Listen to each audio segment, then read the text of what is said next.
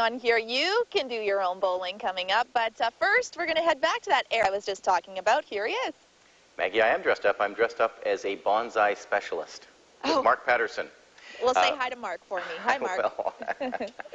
Anyway, we're talking about the ancient Japanese art of bonsai. Mark Paterson, why, first of all, would you choose to get into bonsai? Because this is such an intricate, interesting art form.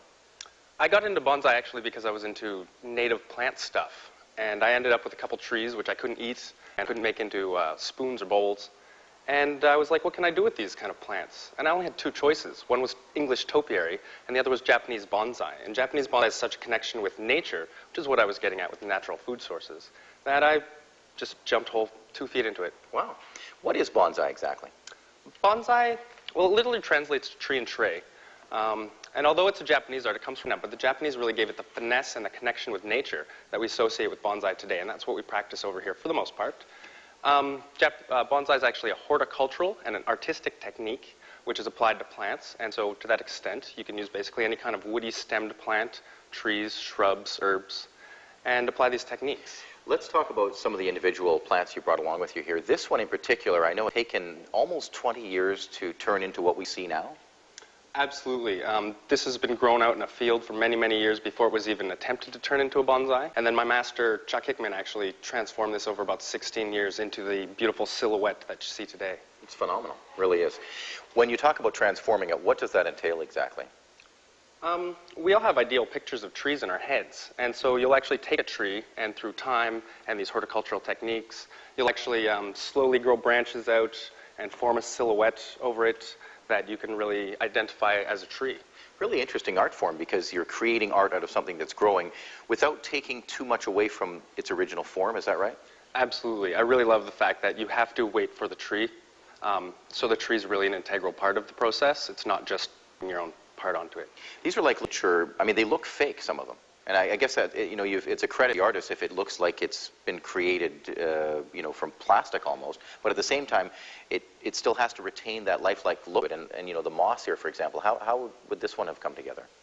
I was experimenting with a technique where you don't use pots. So this is just on a stone slab here. It was quite simple. I kind of took the tree out of the pot and I put extra dirt on it and I put it here. You can actually see little bits of wire, coiled wire around so that the tree sticks to the stone. But it's supposed to be subtle, so of course you say. And you mentioned the tray, in this case a rock, but the presentation underneath of the plant itself is just as important as the plant. Indeed. Bonsai does mean tree and tray. I should say tree, really not plant, it's a tree. The pot helps create a horizon for the plant, and so that really makes it look like a tree on the horizon rather than a potted plant. Well, you're saying plant now, so plant is okay then? Plant is fine. Okay. I love this little one here. This is really neat. And you were telling me if you were to buy that in the store, it would cost about $100. What exactly is that? This is a Kingsville boxwood. It's a special species from the United States that has incredibly small leaves, so it's incredibly well suited for bonsai. This has many good attributes to it, including its shape, its canopy. It's got a nice pot. It's got this gem standing display. If someone purchased that in a store and just spat it at home like a cactus and watered it once in a long while, it would probably turn into a pot with nothing in it really soon, wouldn't it? Potted stick, something like that. How would you take care? I mean, do you have to be a bonsai specialist to own that, to care for it? It's much easier to care for something like this or like this than it is to care for something like this. But it's very easy if you keep it in the shade. You have to pay attention to it, almost like it was a pet rather than a plant. Yeah. Really interesting. What do you love about this kind of art? Aside from the fact that you walked in and said, wow, which was really... You get the wow factor a lot, don't you? It just makes me feel good to walk into my nursery and it feels like I've walked into a forest grove. Interesting. Bonsai is, just to look at it, is soothing for people too, isn't it? It really calms the nerves. People talk a lot about connection with nature, and from an evolutionary point of view, trees have been with us since we've been us. So invoking that calmness right in there. If people watching this morning would like to get into this type of thing just as a hobby, what would you recommend? I would recommend joining the Vancouver Island Bonsai Club, which is here in Victoria. All right, and you're with Nabari Bonsai Canada. Nabari Bonsai Canada, that's my own company, but I did learn from the club. Excellent. Well, thank you so much for coming in. This is just fantastic. It's been eye-opening. Thank you very much. Mark Paterson with the Nabari Bonsai Canada.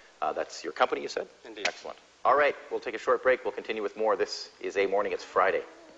About a round of applause. Yeah, standing ovation. The steady flow.